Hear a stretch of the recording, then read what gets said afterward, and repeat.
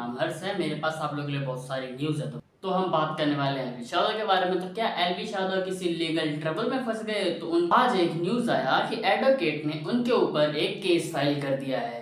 Kashi Vishwanath temple में जाके अपनी फ़ोटो खिंचवा रहे थे और वहाँ पे ये सब करना अलाउड होता नहीं है। जैसा कि आप लोग एक पिक्चर देख पा रहे हैं, उन्होंने वहाँ पे फ़ोटो खिंचवाई हुई है। तो टेम्पल विजिट किए थे, फ़ोटोज़ वायरल हुआ था।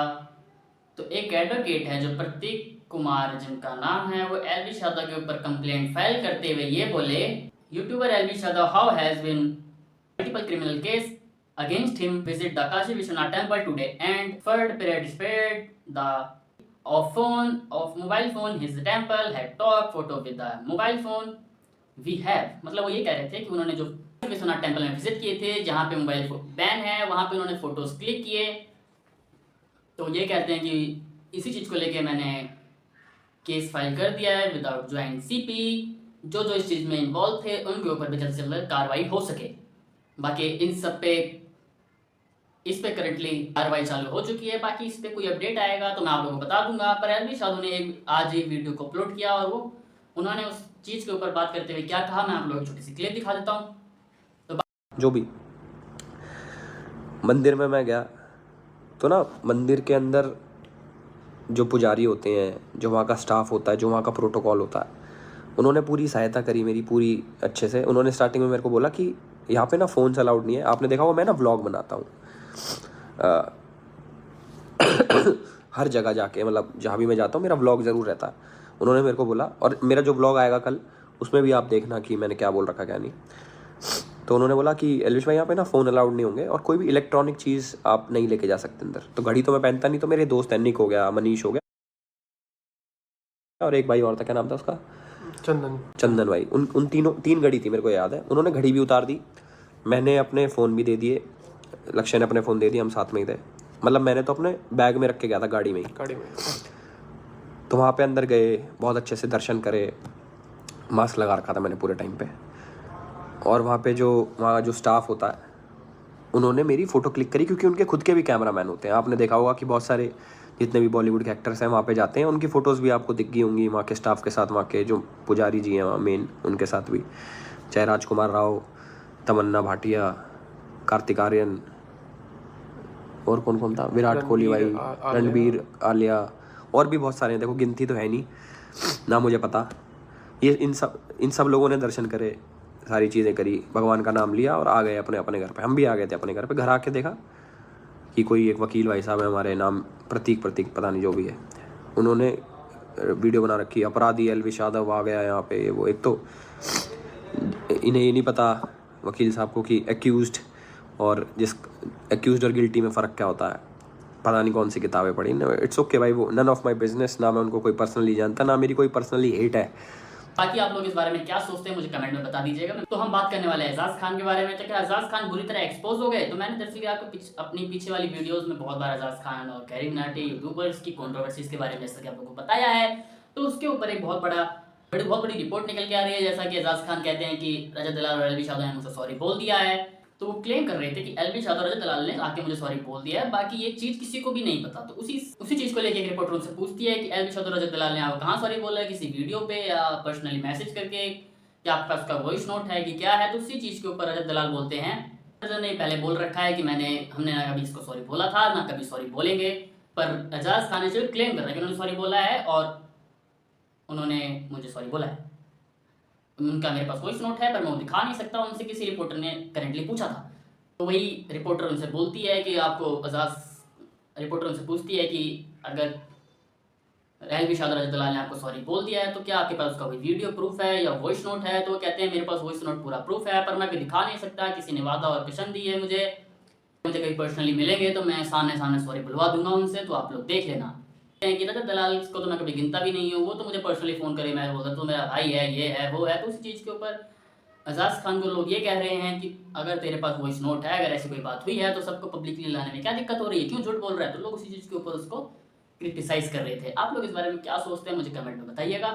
तो इसके ऊपर भी एक बहुत बड़ा रीज़न है क्योंकि लोग उसे विश्वास क्यों नहीं करते कि सॉरी बुलाने वाला एजाज खान का एक बहुत बड़ा नाटक ये कि इसी चीज़ के ऊपर थगेश के साथ भी हो चुका है आज से 2020 में। कॉपीराइट इशूज़ मैं वो वीडियो नहीं दिखा सकता, पर मैं आपको बता सकता हूँ कि थगेश क्या कहते हैं कि उसने भी वो यही कह रहे थे कि कुछ टाइम पहले जब ये कंट्रोवर्सी हुई थी तो वो कहता है कि एजाज खान थगेस तो कहते हैं कि उसने माफ़ी मांग ली है, सॉरी बोल दिया है, जो उसने मुस्लिम्स कम्युनिटी को गालियाँ दी थी, ये दिया था, वो दिया था।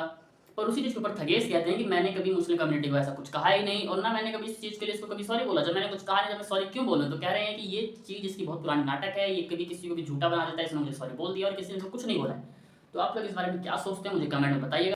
तो एजाज खान ने पूरब झा को सॉरी बोला है। दरअसल बात हुआ क्या था, जब पूरब झा ने एजाज खान के ऊपर एक पैरोडी वीडियो बनाया था तो उनकी फैमिली के ऊपर बहुत ज़्यादा पर्सनल चले गए थे, उनकी मदर के ऊपर ऐसा गाली गलौज कर रहे थे। उसी चीज़ की वजह एजाज खान कहते हैं कि पूरब झा को मैं क्या ही बोलूँ, मैं उसकी मम्मी को सॉरी बोलता हूँ, मैं कभी अपने चैनल पे कभी इंटरव्यूज़ में मैंने ऐसा कभी नहीं बोला, पर इन लोगों ने मुझे मजबूर किया इसलिए मैंने बोला है। तो आप लोग इस बारे में क्या सोचते हैं मुझे कमेंट में बताइएगा।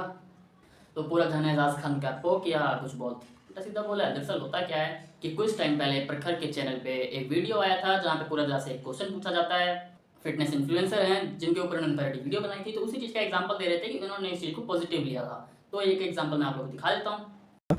तो नितेश सर हैं, उनका आया था, उनका एक्ट किया था मैंने, उनका आया था कि भाई बहुत बढ़िया हंसाते हो, बहुत बढ़िया है, करते रहो ऐसी, तुम दुनिया को हंसाते हो, बहुत बड़ा टास्क है, बहुत बढ़िया करते रहो, कोई दिक्कत हो मेरी जनता की तरफ से कोई अगर तुम्हें पोक करे, कुछ गाली दे तो मेरे को बताना, मैं उनको टाइट करूंगा। तो मतलब उस अच्छा बंदे ने attitude बहुत है। हाँ बहुत फ्रेंडली लिया यार। इसी क्लिप को नीतीश सोनी शेयर करते हुए ये कहते हैं कि ऑलवेज सपोर्ट यू भाई एंड वर्कआउट भी साथ में सुन। तो उसी जो पूरब झा भी को शेयर करते हुए बोलते हैं कि लोगों को आपसे बहुत कुछ सीखना चाहिए।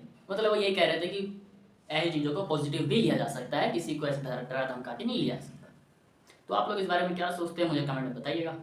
तो बात करते हैं पायल मलिक के बारे में। तो पायल मलिक क्या अपने ट्रोलर्स के ऊपर केस फाइल करने वाली हैं। तो उन्होंने अपने इंस्टाग्राम पर एक वीडियो को अपलोड किया जहाँ पे वो ये कहती हैं कि मैं केस फाइल करने आई हूँ, जो मुझे ट्रोल करते हैं। अभी तक तो अच्छा था, मैं आपका उसको छोटी सी एक क्लिप दिखा देता हूँ। आप अभी तक ना ट्रोलिंग चल रही थी, मुझे कोई दिक्कत नहीं है, जब कोई इंसान बढ़ता है ना तो उसको ट्रोलिंग तब से पहले मिलती है। पर अब जो है ना मुझे बहुत सारी धमकियां आ रही हैं और जो लोग भी ये कर रहे हैं ना, जो मुझे डिफेम कर रहे हैं या मेरी फैमिली को डिफेम कर रहे हैं, उनके लिए मैं सीधा सीधा यहाँ मानहानि का केस डालने आई हूँ। अब जो भी होगा आपको खुद भुगतना पड़ेगा क्योंकि आप ही लोग कर रहे हैं ये सब। मैंने यहाँ पे नाम दे दिया, जिसका नाम दिया उनको नोटिस बहुत जल्दी मिलने वाला है। लोग क्या सोचते हैं इस बारे में मुझे कमेंट में बताइएगा। केस के बारे में तो थगेस के लफड़ा सेंटर शो के नेक्स्ट अगले गेस्ट कौन होने वाले हैं, एमपीएच चाय वाला। तो उसी चीज़ का उन्होंने एक ट्रेलर को अपलोड किया, जैसा कि आप लोग देख पा रहे हैं कि उनको इनवाइट किया गया था और उसी पनौती वाले इमेज को लेकर वो डिस्कशन कर रहे थे। तो थगेस के कुछ फैंस ये कमेंट पास करने लगे, फिनाले और लफड़ा सेंट्रल, डाउनफॉल थगेस। तो उसके बाद कम्युनिटी पोस्ट में भी थगेस ने ये पोस्ट किया कि बहुत आज रात 8 बजे एक वीडियो आने वाली है, बहुत बड़ा रिस्क ले रहा हूँ। तो आप लोग इस बारे में क्या सोचते हैं मुझे कमेंट में बताइएगा। बात कर लेते हैं करण औजला के बारे में। तो करण औजला ने एक एथलीट की बहुत बड़ी हेल्प करी, जहाँ पे एक एथलीट है जिनके ऊपर 8,70,000 रुपये का कर्जा था, जहाँ पे वो करण औजला उनका लोन को माफ़ करवाने में क्लियर करवाया उनका लोन करण औजला ने।